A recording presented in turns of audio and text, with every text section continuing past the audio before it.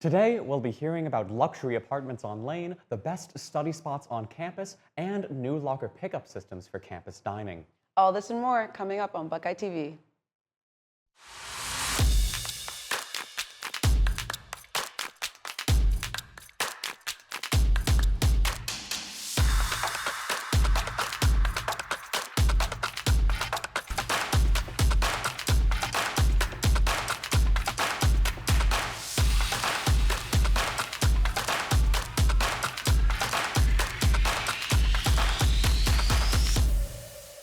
Hello and welcome to Buckeye TV. I'm Jana Santetutu. And I'm Nadia Somerville. On today's show, we will find out about students' opinions on football themes, the best coffee spots both off and on campus, and more.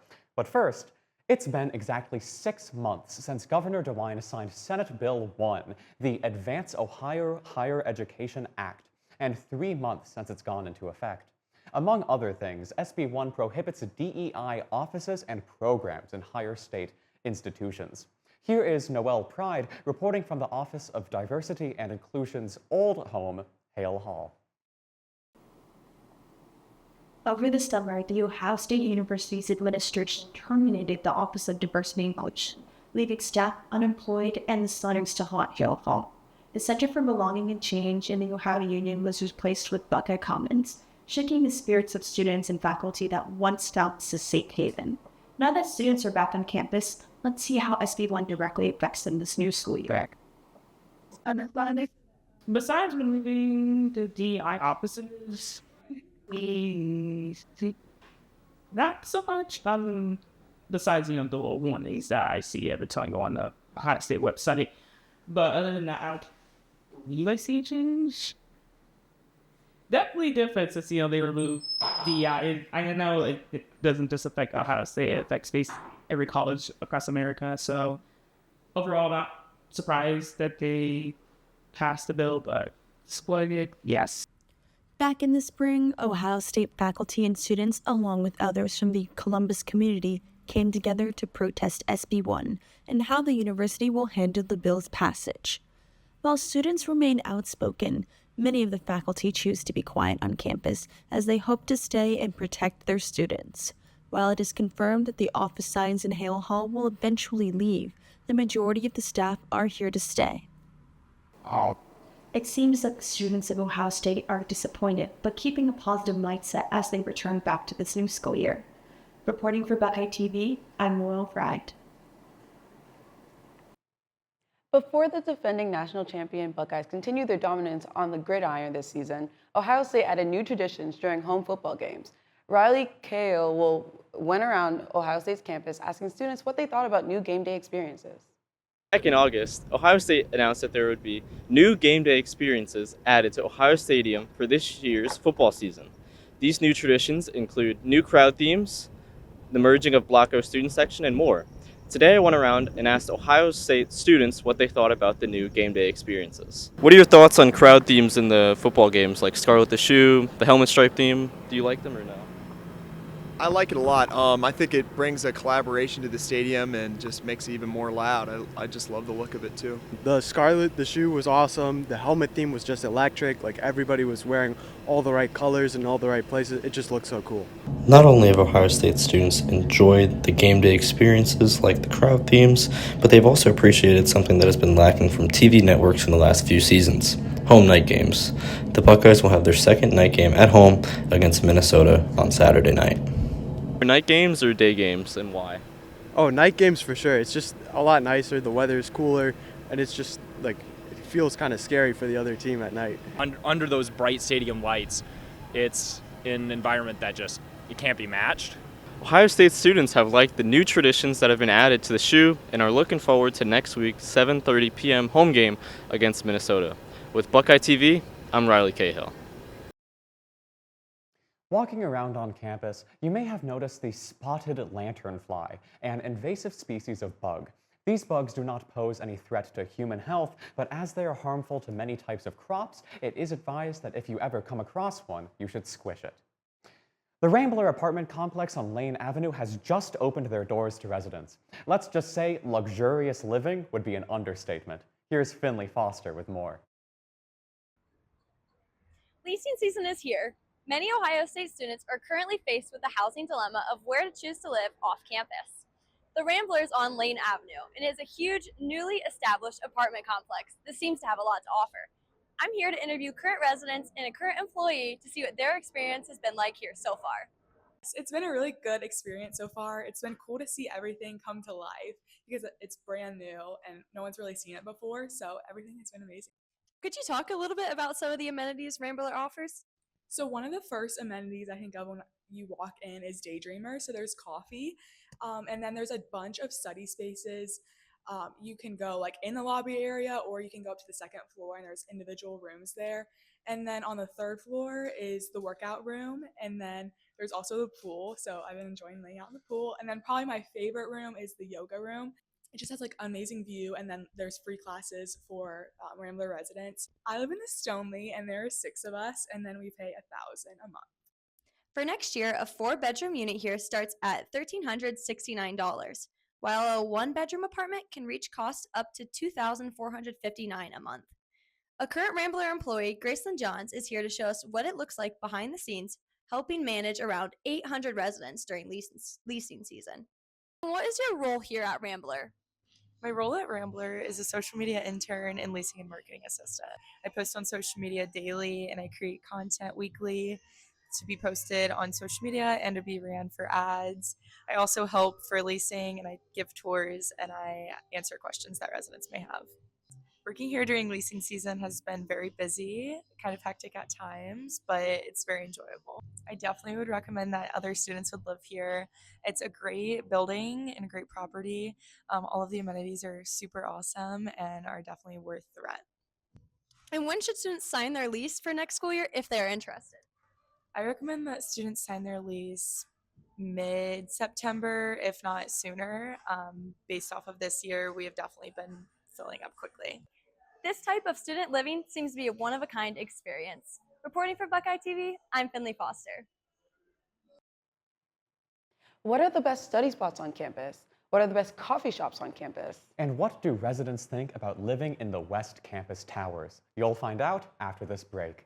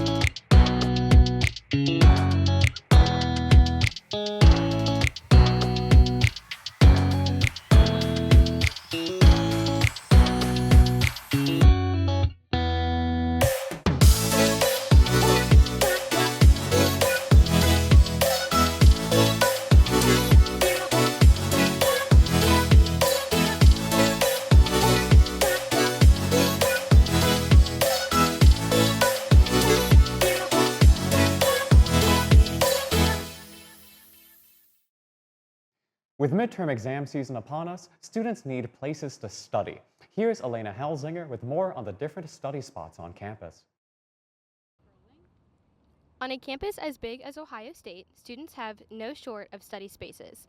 From quiet libraries to lively lounges, each space offers a different vibe when hitting the books. I'm here on Ohio State's campus to see what students have to say about their favorite study spots. The Thompson Library is a hub for students who need quiet focus. With 11 floors of study space, it's one of the most popular spots on campus. Where's your favorite place to study on campus and why? My favorite place is Top 4 Thompson. I just feel like you get the best ability to really lock in and study. You have to get there early because it is like pretty packed, but other than that, it's good. That's where I'm going right now. Mirror Lake offers a calm outdoor study spot surrounded by trees and water. Students gravitate towards quiet places, which they say help them study better. I have to study when it's really quiet. Like I can't be listening to music or having people talk, so that really affects where I go. Libraries are the desired study spot, with many students choosing Thompson.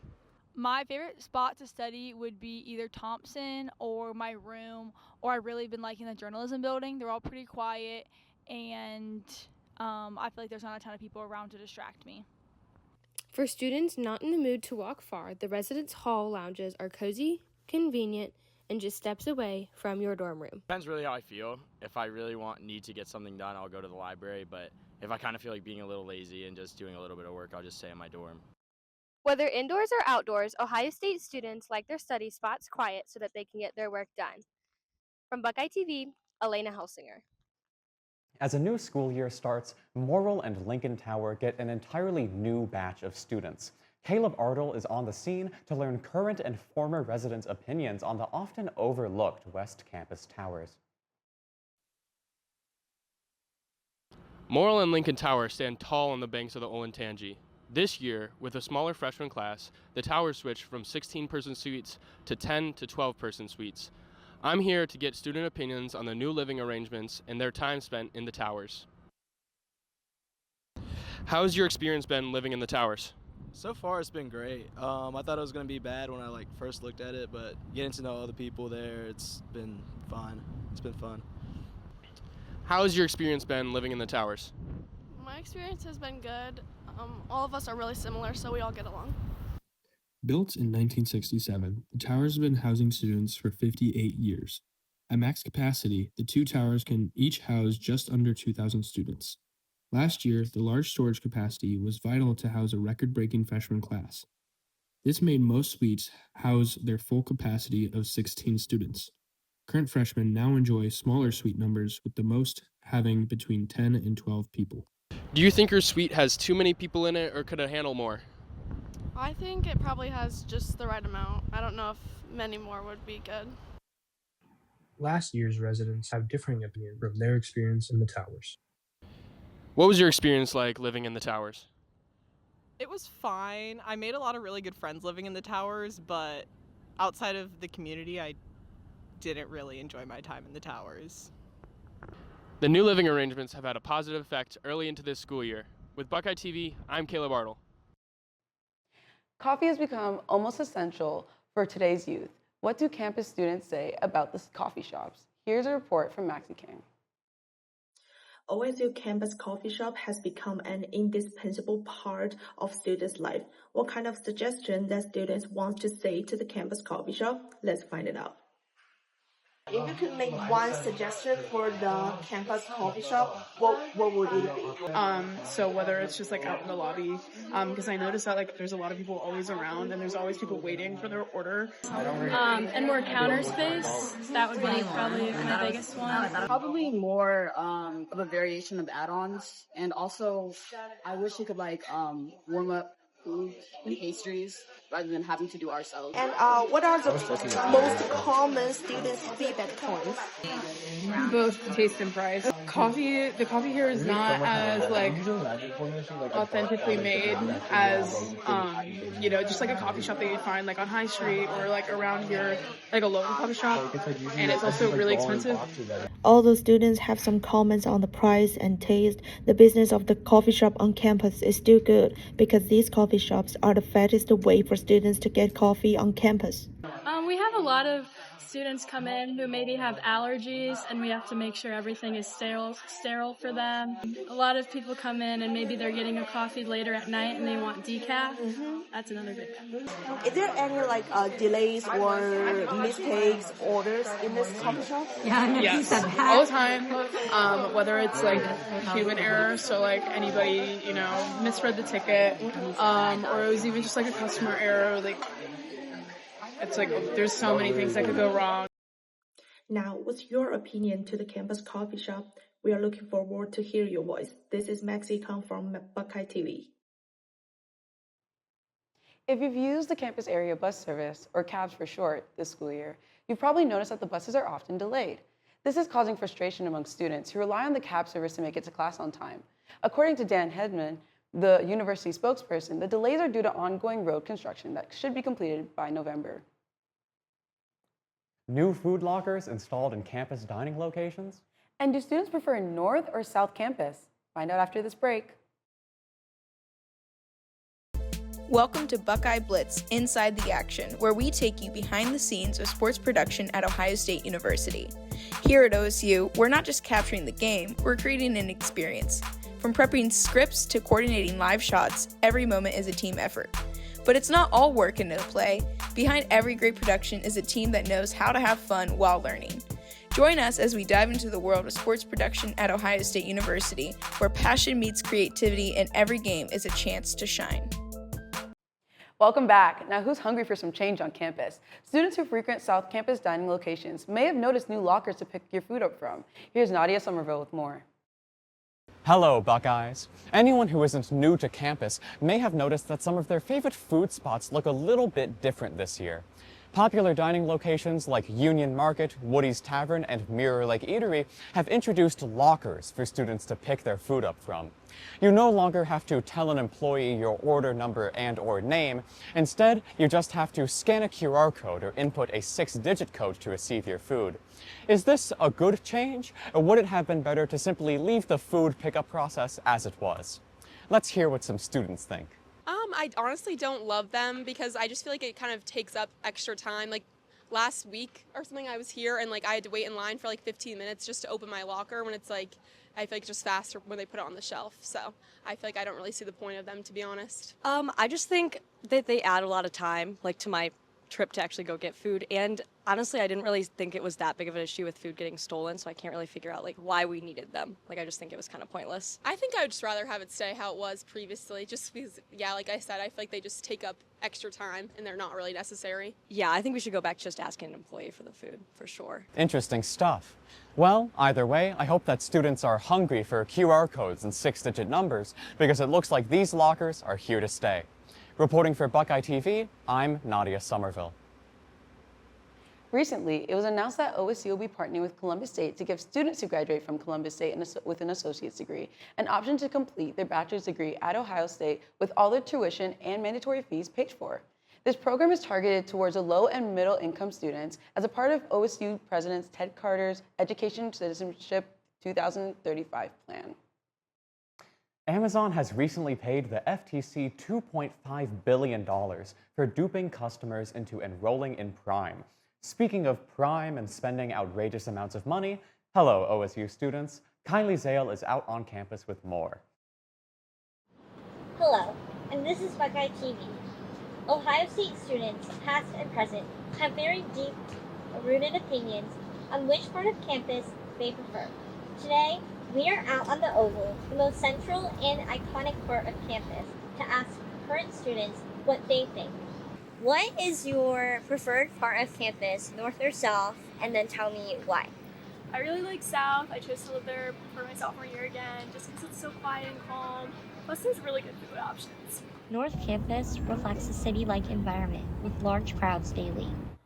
The South Campus is more quaint and generally has older architecture. I love North Campus. I currently live on South Campus, great social life and everything, but North has really good food as well, and the business school is on North, so I wish I was there because everything would just be very close to me. The North also has a great social life. I just think the business side is like lacking on South, so it's a huge walk for me. And there you have it, Ohio. Whichever part of campus students prefer the most, and for whatever reason, they will take their opinion and stick with it to the grave. This is Kylie Zale with Buckeye TV. How are students dealing with rising rent for off-campus housing? And find out about popular myths and legends among OSU students coming up right after this break.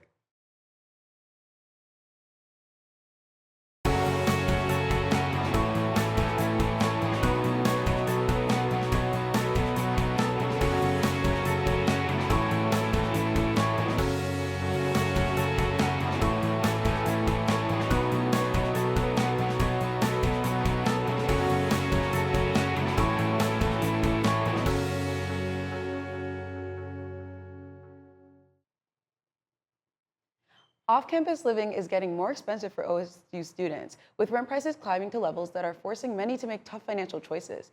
Reporter Graham Knapp takes us to the University District, where students say the squeeze on their budget is hitting harder than ever. I'm here standing outside some of the many housing options here in Columbus, where if you're an Ohio State student, your pockets are probably feeling the squeeze, with rent averaging around $1,200 and sometimes upwards of $2,000 here.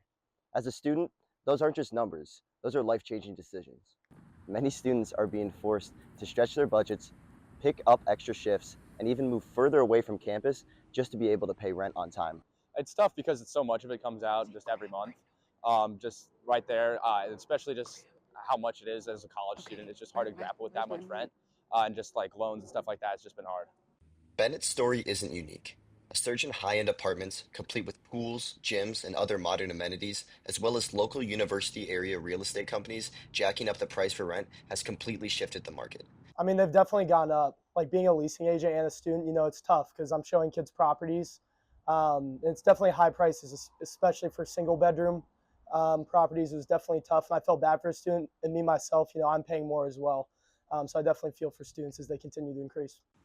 I definitely think just building more housing, that's been shown, that's great policy. It's been shown to decrease rent. I think there's a lot of housing constantly going up, but it's a lot of luxury housing, such as like the Bloom and the Rambler have been introduced new housing options, but it's mostly luxury housing that's unaffordable to everyday students. I would just say high demand. I know Ohio State's admitted a lot of students the past couple of years, so I think just a lot of people need housing. So, more demand, higher prices. Students will have to continue to search for answers, as increasing rent has shown no signs in slowing down. Reporting for Buckeye TV, this is Graham Knapp. Columbus is investing more than $2 million in parks projects over the next several years. This includes $900,000 that will be spent on designing the Linden Green Line, a 7-mile-long park planned to be built along an abandoned railroad corridor. Looking to branch out from your usual coffee shop, Buckeye TV reporter Haley Zugaro has more on students' favorite local spots.